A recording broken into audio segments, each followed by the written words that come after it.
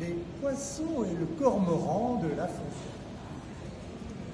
Il n'était point des temps dans tout le voisinage qu'un cormoran n'eût mis à contribution. Viviers et réservoirs lui payaient pension. Sa cuisine allait bien. Mais lorsque le longage eut glacé le pauvre animal, la même cuisine alla mal. Tout cormoran se sert de pourvoyeur lui-même.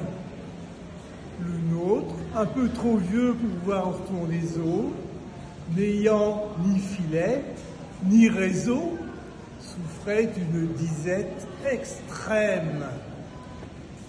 Que fit-il? Pardon.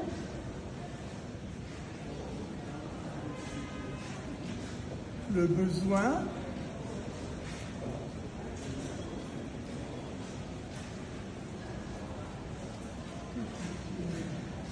besoin docteur en stratagème, lui fournit celui-ci. Sur le bord d'un étang, Cormoran vit une écrevisse.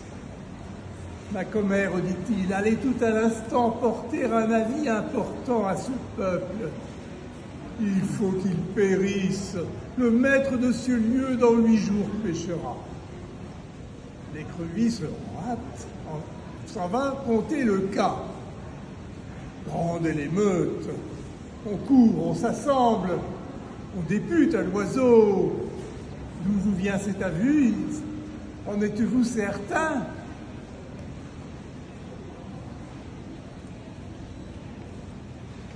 Êtes-vous sûr de cette affaire?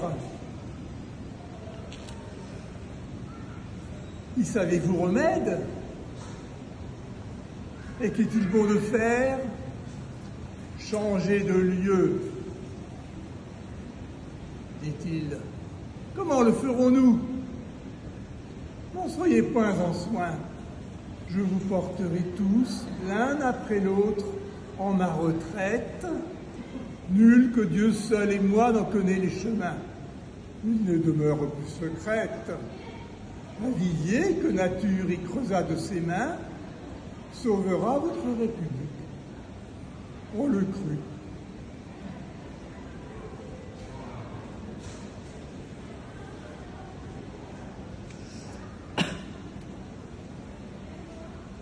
Le peuple aquatique, l'un après l'autre, fut porté sous ce rocher peu fréquenté. Là, Cormoran, le bon apôtre, les ayant mis en un endroit transparent, peu creux, fort étroit, vous les prenez sans peine, un jour l'un, un jour l'autre.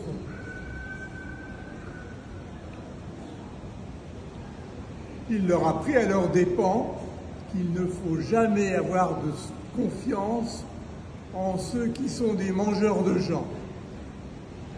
Ils y perdirent peu, puisque l'humaine engeance en aurait bien croqué sa bonne part. Qu'importe qui vous mange, oh loulou, toute pense me paraît une à cet égard.